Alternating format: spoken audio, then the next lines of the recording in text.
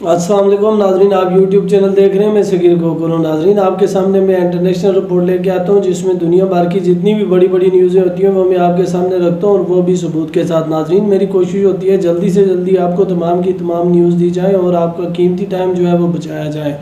तो नाजरीन, मैं आपको जितनी भी न्यूज़ देता हूँ वो सारी की सारी जो है वो मैं सबूत के साथ देता हूँ, और बगैर सबूत के मैं आपको कोई भी न्यूज़ नहीं देता। तो नाजरीन, यहाँ पे मैं आपको बताता चलूँ कि रशिया ने जो है वो अपना खुरापाती दिमाग जो है वो लगाते हुए एक बहुत ही भयानक किस्म का जो एक सिस्टम है उसको लॉन्च किया है। नाजरीन, तो ये एक उन्होंने पैकेज दिया है एक किस्म का। तो ऐसे में आप जानते हैं कि जो रूसी फ़ौज है वो कोई इतनी अच्छी परफॉर्मेंस नहीं दे रही, हर जगह से भाग रही है, कहीं टैंक छोड़ के भाग रही है, कहीं मशीन गन्ने छोड़ के भाग रही है, यानी अपनी जितनी भी चीज़ें हैं वो सारी की सारी छोड़ के जो रूसी फ़ौज है वो वहाँ से भाग रही है मैदान जंग से। तो ऐसे में रूस की एक कंपनी ने ऐलान किया है नाजरीन, उसने ये कहा है कि ये जो टैंक यूरोपियन वालों यूक्रेन को दे रहे हैं, अगर कोई भी बंदा कोई भी फौजी अगर इसके टैंक को तबाह करेगा तो ऐसे में उसको जो है वो $7,1200 जो है वो उसको इनाम दिया जाएगा। नाजरीन, तो ऐसे में जो है उसने ये कहा है कि जितने ज़्यादा आप गिराओगे उतने ज़्यादा आपको पैसे दिए जाएंगे, उतना ही आपको इनाम दिया जाएगा। और ऐसे ही में उसने ये कहा कि अगर कोई उनका F-16 या F-15 जो है वो तबाह करता है तो उसको जो है वो $12,200 जो है वो इनाम दिया जाएगा। नाजरीन, तो ये काफ़ी अच्छा पैकेज है जो रूसी फ़ौजी हैं, जो रूसी सिपाही हैं उनके लिए, या उनके फ्यूचर को ये काफ़ी सिक्योर कर सकते हैं। लेकिन उसके लिए इनको जो है वो परफॉर्मेंस देनी पड़ेगी, जैसा कि मैदान जंग में नज़र नहीं आ रहा। तो कोई अच्छी जो है वो जंग नहीं लड़ रही नाजरीन रूसी फ़ौज जो है वो यूक्रेन से।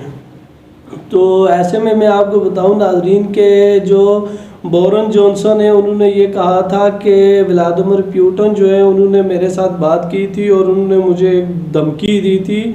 उन्होंने मुझे ये कहा था कि अगर मैं चाहूँ तो आपके मुल्क को 1 मिनट में तबाह कर सकता हूँ, सिर्फ एक मिसाइल, और आपका पूरे का पूरा मुल्क जो है वो तबाह हो सकता है 1 मिनट में, और मैं ये कर सकता हूँ। तो नाजरीन, ऐसे में जो है इन्होंने धमकी दी थी व्लादिमीर पुतिन ने बोरिस जॉनसन को ने।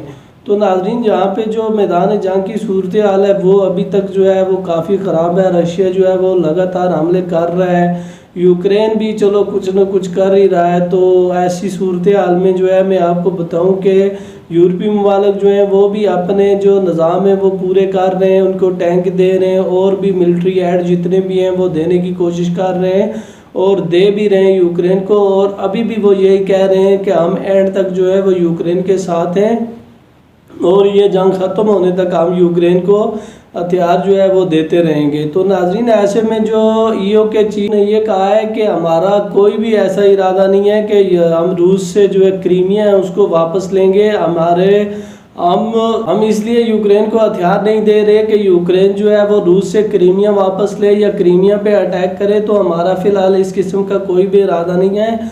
तो अगर ऐसी कोई बात होती है तो हम आपसे ज़रूर शेयर करेंगे और ज़रूर बताएंगे।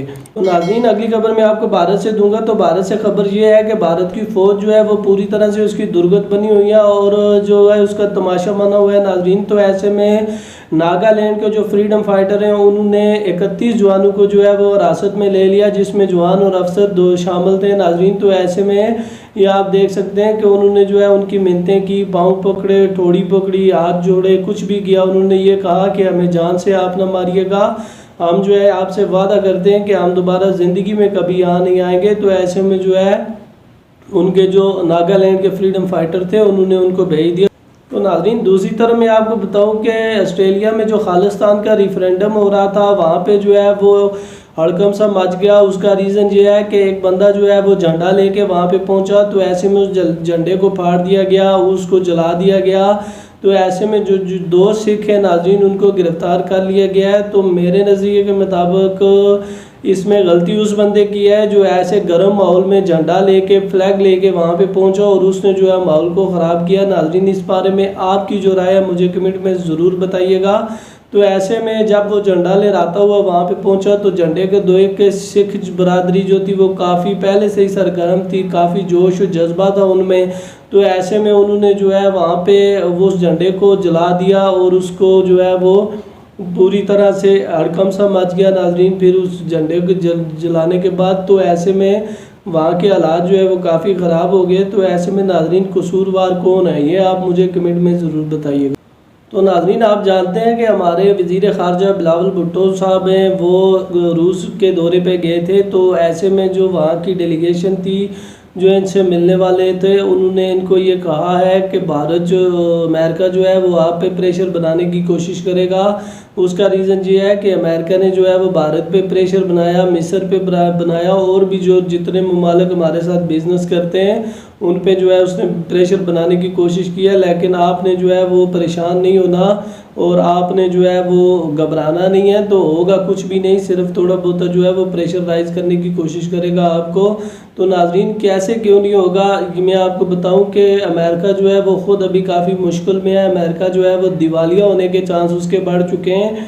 तो ऐसे में नाजरीन जो अपोजिशन लीडर था और जो सदर है, उन्होंने सर जोड़ के बैठने की एक ऐद कर लिया है नाजरीन। तो जो अपोजिशन लीडर है वो उनको ये कह रहा है कि आप जो है मुझे लिख के दें कि आप कर्ज़ा नहीं लेंगे। तो अगर वाकई में अमेरिका कर्ज़ा नहीं लेता तो ऐसे में अमेरिका जो है वो दिवालिया हो जाएगा नाजरीन। तो 31.4 ट्रिलियन डॉलर का कर्जदार जो है वो अमेरिका पहले से ही है। तो ऐसे में जो अपोजिशन लीडर है उसने सदर से ये कहा है कि आप मुझे लिख के दें कि आप जो है मज़ीद कर्ज़ा नहीं लेंगे, तो ऐसे में मैं आपके साथ बैठूँगा, अब अदरवाइज़ मैं आपके साथ नहीं बैठूँगा। तो अगर वाकई में नाजरीन के अमेरिका अगर कर्ज़ा नहीं लेता तो इस सूरत हाल में अमेरिका को जो है वो दिवालिया होना पड़ेगा और अमेरिका की जो अब माशी हालात हैं नाजरीन वो भी काफ़ी ख़राब हो सकते हैं और अमेरिका के लिए ये काफ़ी मुश्किलात बन सकती है।